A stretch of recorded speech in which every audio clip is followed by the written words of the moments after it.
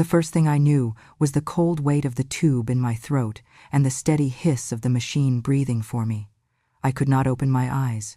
My fingers would not twitch. My body had become a heavy, unresponsive thing, but my hearing remained clear as glass. The ICU smelled of antiseptic and burnt plastic from the monitors. I floated somewhere between waking and dying.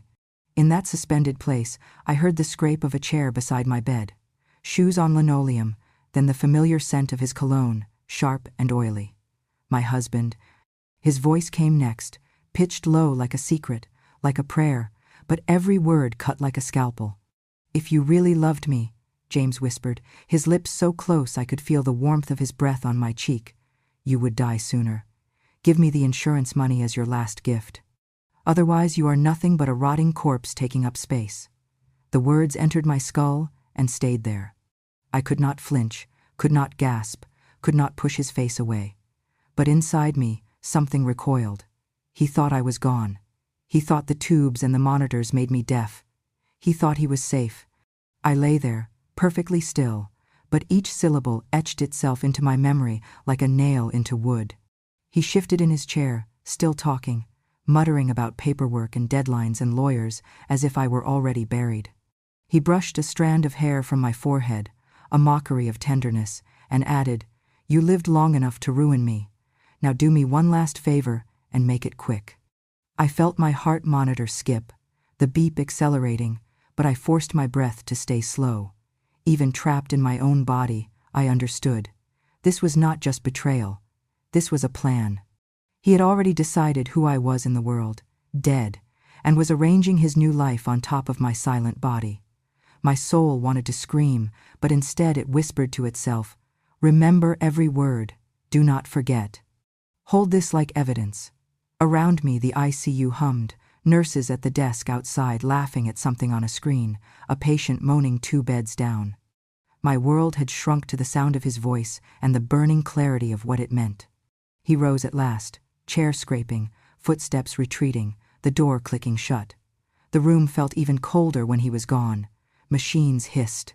My eyelids fluttered but would not rise. I pictured his face, that false expression of grief he wore for the nurses, and burned it into my mind. If you feel justice deserves celebration, smash that hype button. Let us keep stories like this alive, echoing far, far away. Your support helps us bring understanding and love to those who deserve it. Thank you so much. Keep listening. Because this was not the end. This was the moment I began my second life. I drifted in and out after that. Time in a coma is not linear. It comes in flashes and echoes. I heard doctors discussing my prognosis. Low chance of recovery, one said. Family should prepare. I heard James again once or twice, brisk and businesslike now, asking about signing forms, about moving forward. He no longer even tried to pretend at devotion. He was only waiting. And I waited too, in my dark prison, memorizing the sound of his boots as they walked away. I do not know how many days passed before another voice entered my world, soft and hesitant. A woman's voice, younger, almost musical. She did not sit as close, she did not touch me. She stood at the edge of the bed and whispered, "Mrs. Bennet?" A pause. "I am so sorry." Her fingers brushed my wrist, light as a moth's wing. "He told me you were gone. He told everyone. I did not know." Her touch lingered for a heartbeat, then withdrew. "If you wake up, if you want, contact me. A man like that is not worth 2 women's lives. We have to love ourselves first." I wanted to grab her hand, to squeeze it, to ask her name, but nothing in my body obeyed. Only my heart raced and the monitor kept beeping. She slipped something into my palm, cardboard, maybe a business card, and withdrew as quickly as she came. Her perfume was faint, clean, nothing like his heavy colognes. Then the door clicked shut again, and I was alone. But not the same. The machine still breathed for me, but my mind was no longer numb. It was awake. Every beep of the monitor became a vow. Remember, record, survive. He thought he was planning my death. He had no idea he was planting the seeds of his own undoing. In that bright, sterile room that smelled of bleach and betrayal, I began to build my escape in silence. I could not speak, I could not move, but I could still think. and I thought of everything he had taken and everything I would take back. That was the first day of my second life, and the last day James Bennet would ever be safe from the truth. They used to call me Mrs. Bennet. Back then, it meant something. I had a husband, a home, a name that carried weight in the community, at least that is what I told myself. Truth is, I gave up my own name long before I signed it on marriage papers. My maiden name was Granger, Marjorie Granger. The Grangers had land passed down from great-grandparents who tilled it with their own hands. After I married James, I sold that land for him, every acre. It will help us start fresh, I told my father, swallowing the lump in my throat. James has a vision. We're going to build something bigger. What we built was a company. Bennett Systems, named after him, not us. I wrote the first checks, managed the first payroll, swept the floors in our first office. I filed paperwork while he courted clients with charm and cologne. He always knew how to smile like he meant it. I believed in him. When the business took off, everyone praised James, the young upstart, the visionary, the man who came from nothing. They never mentioned the woman who mortgaged her family's name. We never had children. Not for lack of trying. I had 2 miscarriages and 1 surgery that ended the hope altogether. The last time, I remember lying on the bathroom floor, blood pooling beneath me, and whispering, "I'm sorry." James stood at the door. He didn't step in. Just stood there in his tailored pants and polished shoes and said, "Don't cry. It's not like you lost anything that was really there." From then on, I learned to carry my grief quietly. His family never forgave me for the empty cradle. His mother called me unlucky. His sister said I was barren in more ways than one. At holidays, I'd sit at the end of the table while they passed around baby photos of their growing broods. I smiled until my jaw ached. As I aged, I faded in their eyes. Once I was the investor, the planner, the woman with the calculator and the vision. Then I became the old one, the woman who walked too slowly, who didn't understand digital strategy, whose ideas were old school. James began excluding me from meetings. He said, "You don't need the stress, Marjorie. Go rest. Take a trip." Rest? From what? Being erased? Eventually, I stopped going to the office. My name was never on the paperwork anyway. One day, I found the key card to the building had been deactivated. When I called James to ask, he said, "There's been a lot of restructuring. You wouldn't understand." I laughed. I had structured the damn thing from day one. That was when I thought about leaving. I packed a suitcase. I found an attorney. I even had a rental lined up, a tiny apartment by the river. I told James I wanted to talk. He poured us drinks. I told him I wasn't happy. He looked at me with that cool, polished gaze and said, "After everything I've done for you, you'd walk away now? What would people say?" Then came the real blow. "You're too old to start over, Marjorie, and too guilty to live with it. Who else would love you now?" I put the suitcase back in the closet, not because I believed him, but because I believed in guilt. I believed that I had failed as a wife, as a woman, as a mother, and failing women don't deserve exits. They deserve silence. That's what I told myself for years. Until the day he told the world I was dead. That was the part that undid me. He didn't just erase my name from the company, he erased it from life itself. He told colleagues I'd passed away peacefully, donated money in my name, held a private memorial, without my body, of course, told everyone I had wanted it this way. I saw the proof when I woke up in the hospital. A nurse showed me a charity article, "In memory of Marjorie Bennet, the quiet woman behind the empire." My photo beside his. A grainy image from our 10th anniversary party, the last one where I still wore red lipstick. He took my silence and turned it into a coffin, buried me in public memory so he could start again with a clean slate. Nadia was part of that fresh coat of paint. Young, elegant, a nurse with kind eyes and a soft laugh. I saw a picture of them online, James beaming in his tuxedo, Nadia holding a bouquet. They had married while I was still tethered to machines. She wore my ring. I could have broken apart at that moment, but something inside me did not crack. It crystallized. He took everything I gave and still said I was not enough. But now I knew something he didn't. I was still here, still alive, still listening. He had written me off like a debt. And debts, eventually, come due. When you come back from the edge of death, there is no bright trumpet, no movie light.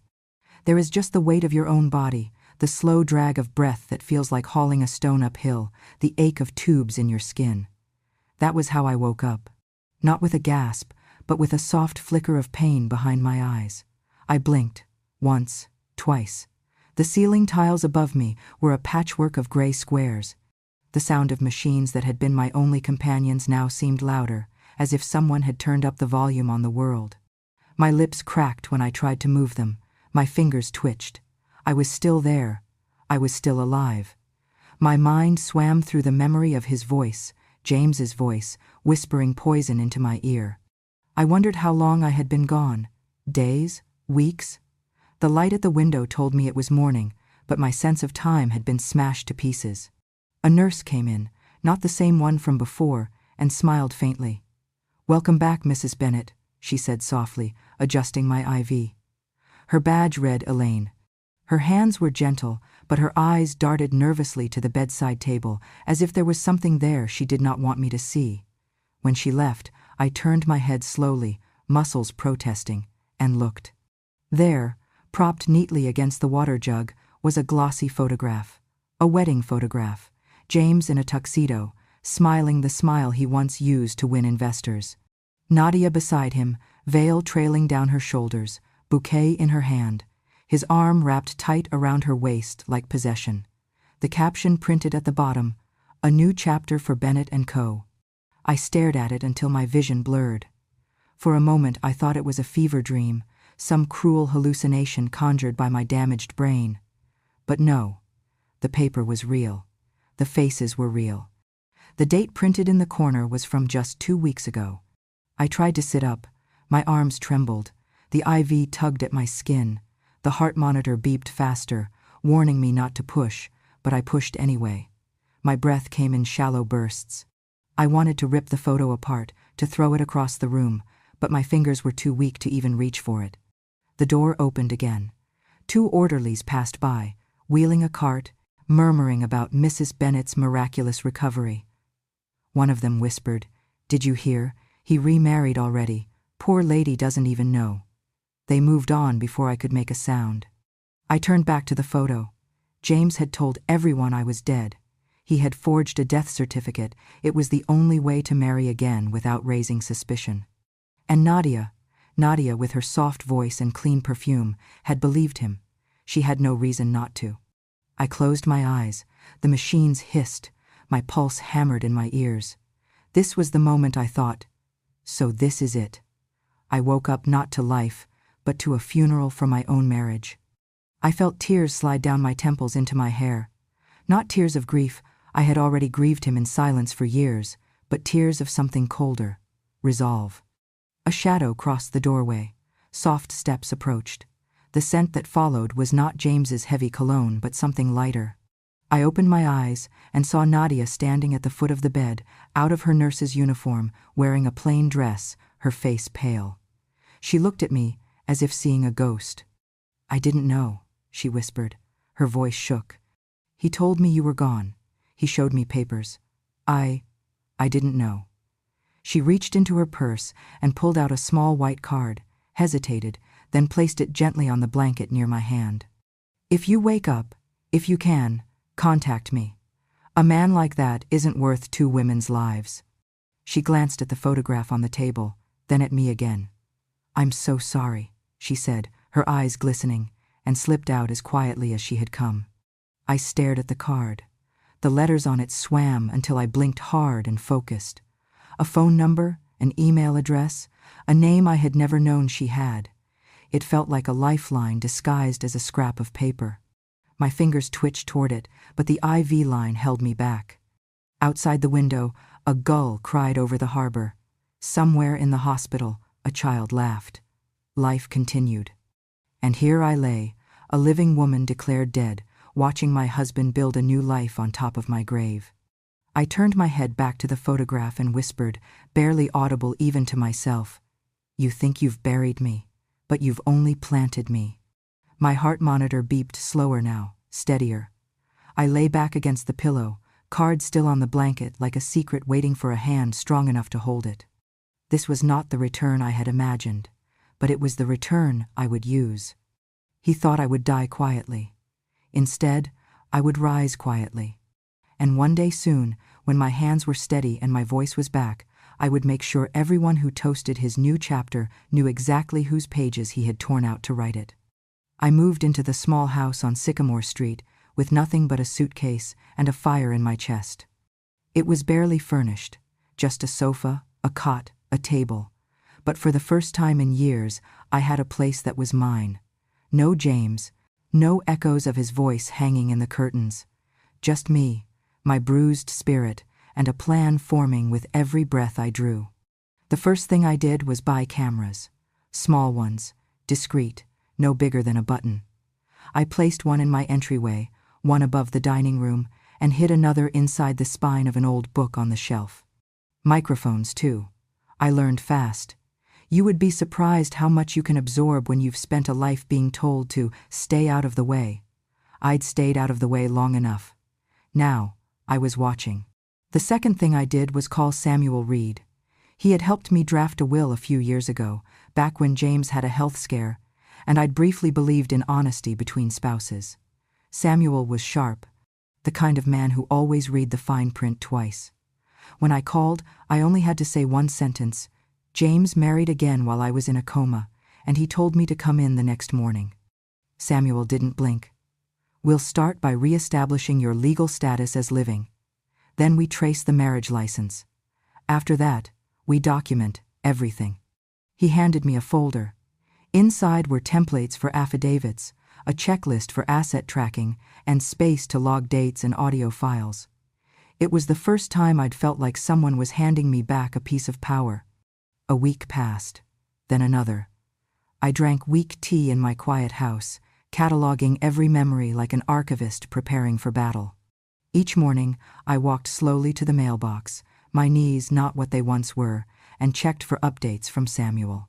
Each evening, I played the day's recordings, sorting through voices, picking out moments that might matter. James hadn't reached out. Of course he hadn't. In his mind, I was still buried in some metaphorical ground.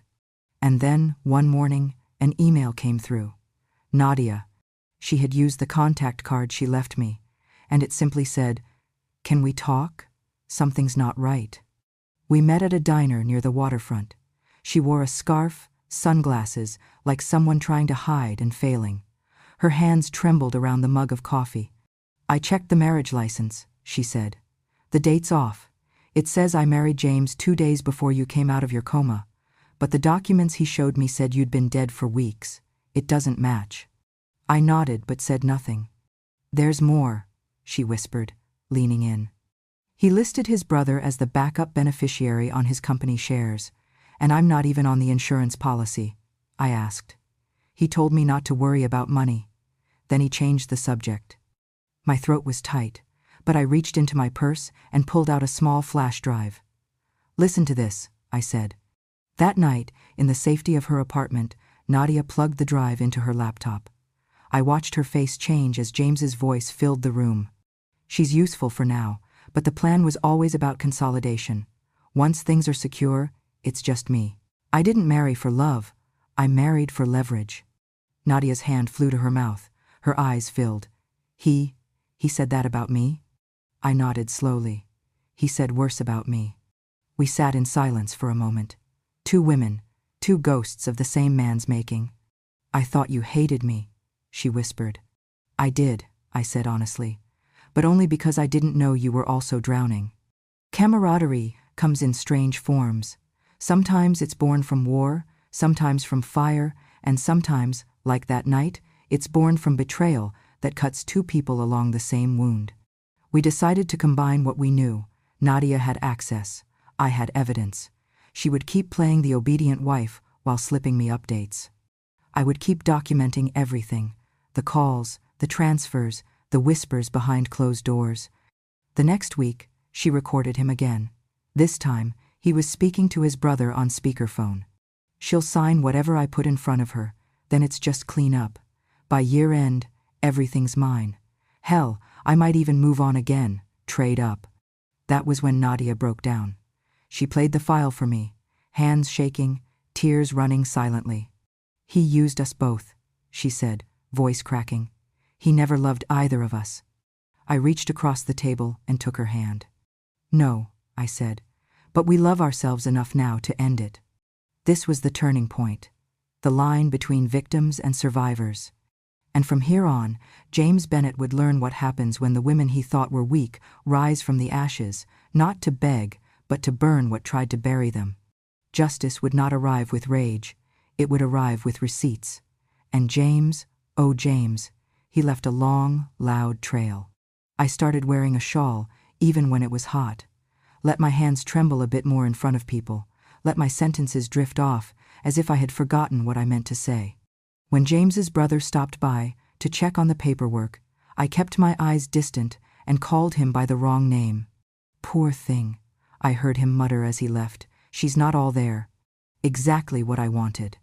James, for his part, was so confident in his victory, he practically hummed when he visited. You look tired, he said sweetly, placing a stack of papers on my table. Don't stress yourself. Just sign these. It's all standard, just some estate adjustments and closure forms. I reached for the pen, like my arm weighed 50 pounds. My hand hovered above the line. If I sign, I asked, voice thin, everything's taken care of? Of course, he cooed, smoothing my hair. You just rest. Let your husband take care of it all, like always. He didn't know Nadia was watching from behind the hallway door, phone in hand. He didn't know that Samuel had set up a small camera in the lampshade 2 nights ago. He didn't know I had already signed a document revoking any previous powers of attorney, witnessed and notarized in the quiet safety of my lawyer's office. These papers? They were bait. Modified copies, designed not to give away assets, but to collect proof of coercion. So I signed, slowly, pretending to forget which page was which. James pointed helpfully, his voice thick with false patience. Every second, every word, every condescending pat of his hand was caught on video and audio. When he left that afternoon, he kissed my forehead. Thank you, he said, with mock tenderness. You're doing the right thing. I'll make sure everything's handled. I waited until his car was out of the driveway. Then I stood up straight, took off the shawl, and pulled out my phone. It's done, I told Nadia. The next day, James went to the company lawyer to finalize what he believed was a smooth internal transfer of shares. He signed with a flourish, unaware that his version of the documents had been substituted for one we prepared. One that detailed, in full, his manipulation of a vulnerable spouse, accompanied by video proof and multiple witness testimonies. The moment he put his signature down was the moment his noose tightened. Samuel and I had arranged a time-stamped delivery. The moment James filed the papers, copies were sent to the state's Financial Crimes Division, our civil court judge, and 2 investigative journalists who'd already expressed interest in the miraculous widow's return story. Nadia texted me later that day. He's celebrating, thinks he won, popped champagne. I filmed it. I stared at her message, then at the sun slipping down behind my small garden. He had signed his future away with the same pen he once used to sign our wedding certificate, only this time the contract was real. There was no need for screaming, no confrontation. I had learned in silence, learned how to listen, how to wait, and now he was the one walking blind. Justice, I had come to understand, does not always shout. Sometimes it signs. The shareholders' meeting was scheduled for 10 a.m., but I arrived with Samuel and Nadia at 9:45 sharp. I stood just outside the glass doors of the executive boardroom, waiting. My reflection in the glass was steadier than I expected.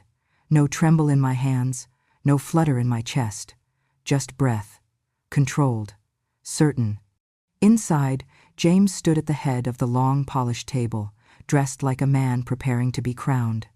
His navy suit was new. The smile he wore, practiced. He cleared his throat, spreading a series of charts across the table. As many of you know, he began, we've had an internal restructuring, Certain estate-related matters have been finalized, and I'm pleased to announce a consolidation of leadership under my direction. Polite claps, nod from his brother, a few tight smiles from longtime partners. Nadia sat quietly near the back, her face blank. She wore the same gold wedding band she had promised to remove only hours before. Timing, we had agreed, was everything. James continued, his tone silky. With my late wife's affairs now legally resolved, and the transition behind us, it's time for a new chapter. Samuel Reed stood up. I apologize, he said calmly. But before any votes or announcements proceed, I've been instructed to submit documentation that impacts Mr. Bennett's authority and ownership standing. James's face twitched, just once. Samuel placed a flash drive into the conference room's screen system. The lights dimmed slightly as the video began. First, James's voice, unmistakable, from the lamp camera in my living room.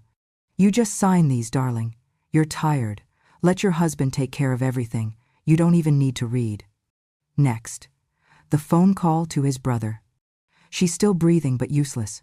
I'll marry Nadia, and once the paperwork clears, we'll clean it all up. Then, the cruelest one, the ICU recording. If she loves me, she'll just die already. That's the last favor she owes me. Her body's just holding up my life. Gasps around the room. A woman from HR covered her mouth. One of the senior shareholders shook his head in stunned disbelief. James surged forward. That's out of context. Nadia stood up. No, she said clearly, her voice ringing across the room. It's exactly who you are. She removed the gold ring, held it in the air, and let it fall onto the glass table with a sharp clink. I don't need to be married to a man who wished his wife dead for money. More murmurs. Shock turned into anger. And as for me, Nadia added, I was lied to, told Marjorie was gone, that she'd died in her sleep. Samuel turned to the door and nodded. That was my cue. I walked in. I didn't speak at first. Just stood there, my cane tapping softly against the tile floor, my eyes scanning the faces of people who had either forgotten me or believed the obituary James had crafted. James froze, his lips parted. I'm not a ghost, I said. Not yet. No one moved. It was as if the air had stopped circulating. I approached the table and pulled from my purse a folded, yellowing piece of paper. This, I said, is a copy of Ruth Bennett's private directive, my late mother-in-law. You'll note the clause near the bottom. Should James Bennett be found in violation of any criminal or ethical code, his shares are to be forfeited immediately and reassigned to the spouse of record. I set the document next to Nadia, and this woman was never that. James lunged for the paper. Samuel stepped between us. You've signed evidence of coercion, committed marriage fraud, lied to legal institutions, and that's before we get to your tax records, which our financial investigator found colorful. The doors opened again. 2 uniformed officers stepped in. James Bennett, one of them announced, you are under arrest for attempted insurance fraud, falsifying legal documents, obstruction of justice, and suspicion of attempted murder. You have the right to remain silent. He didn't remain silent. You can't do this to me, he shouted as they cuffed his wrists. You're all traitors. She's manipulating you. This is a setup. Marjorie, for God's sake, I built this company. I didn't answer. I just looked at him. Not with hate, not with love, but with the quiet power of someone who was never meant to survive, let alone win. He thrashed once more before being led out, his yells echoing down the hall. I turned to the shareholders, some of whom still sat wide-eyed, others scribbling notes or reaching for their phones. You may call this revenge, I said, but I call it correction. And then I walked out, slowly, deliberately, into the clean, cold October light. They changed the name of the company the following week, quietly, almost embarrassed. Bennett Holdings became Oaktide Group. A new logo, a statement to the press about a shift toward transparency and integrity. James's name was scrubbed from the official site by Thursday, from founder to footnote. The court froze his assets. Investigators found discrepancies stretching back a decade. 2 homes bought under shell names, offshore transfers, Not just betrayal, but a pattern of rot. I did not return to the company. I had no desire to sit in boardrooms filled with people who had smiled while I disappeared. Samuel asked if I wanted a role on the oversight committee. I thanked him and declined. "I'll take the little white house off Folly Road," I told him. "It's quiet. It's mine." It had a garden and a screened-in porch. I planted marigolds the first day, sunflowers the next. One by one, the relatives came. A niece who hadn't called in 15 years knocked on my door with banana bread. "I always knew something was off," she said, eyes a little too wide. "James he didn't seem right, you know." I looked at her, then asked, "When he told people I was a useless old body just wasting space, were you in the room?" Her smile froze. Well, I didn't know he meant it." "Did you ask him not to?" She blinked. I closed the door softly. Others followed. Cousins, a godson, a second cousin twice removed who once asked if my infertility made me feel like less of a woman. I asked them all the same question. When James called me a rotting corpse, who among you said, "That's enough"? No one had an answer, and I had no space left for their silence. Nadia and I filed the paperwork together. Her hand didn't shake when she signed her name. Mine didn't either. The judge looked confused, seeing us both on the same bench. 2 wives, 1 past, 1 future. "He lied to us both," she said simply. "We're not enemies. We're evidence." A few weeks later, she moved into a house just down the street from mine, smaller, with blue shutters and a hammock out back. We had dinner on Wednesdays. No forced smiles, no pretending to be family, just 2 women who had been lied to and who now knew how to live without apology. Sometimes, when we walked the neighborhood trail together, people would glance and whisper, maybe wondering which one of us was the real wife. We'd just laugh, because the answer didn't matter anymore. He lost everything. We didn't just survive. We redefined what it meant to walk away whole. We named it Widow's Wake, though not all the women we helped had been married. Some had never made it down the aisle. Some had buried husbands. Some had escaped with nothing but the clothes on their backs and a paper trail of debt left behind in their names. But all of them had been silenced. By husbands, by systems, by fear, by love twisted into obligation, by the voice in their own heads that whispered, "Maybe I deserved it." Widow's Wake was born one October afternoon at my kitchen table. I had brewed jasmine tea. Nadia brought lemon squares and an old notebook with half the pages torn out. "Let's start with names," she said. "Women we know who need help but don't know how to ask." By January, we had a nonprofit license. By March, we had a website, a small staff, and 3 clients. I paid for it with the settlement from James's seized accounts, money I had once imagined using to grow old beside him. Now, it built legal defenses, secured emergency housing, funded therapy. Every Friday, Nadia wrote a newsletter. Every Wednesday, I reviewed new cases. And every Monday morning, without fail, we sat on my porch with our mugs. We never said his name. Not out of pain, but because he was no longer relevant. We talked about single mothers fighting landlords, about a woman in Beaufort who left with 3 kids and the neighbor's dog after her husband drained her $401K, about a grandmother who discovered her son had mortgaged her house while she was recovering from surgery. We laughed, we cried, we plotted and organized. It felt more like ministry than vengeance. At night, I'd sit with the lamp on low and look through the thank you cards. Some handwritten, some printed from computers at public libraries. Thank you for seeing me when I felt invisible. Thank you for believing that financial abuse is real. Thank you for teaching me I'm not too old to start again. I had been all those women once. Silent, afraid, ashamed of needing too much, apologizing for my presence, for my age, for my body's refusal to give life when life was expected of me. James had once said I was dead weight. Now, my name was listed on Something Alive, and every month our client list grew. People started calling Nadia a miracle worker. They said she had a way of making them feel human again. She smiled, always giving credit to An older friend who once woke up at her own funeral and decided to plan her resurrection instead. That older friend was me. We hosted our first fundraiser at a local community center. Cheap wine, tea lights, plastic chairs.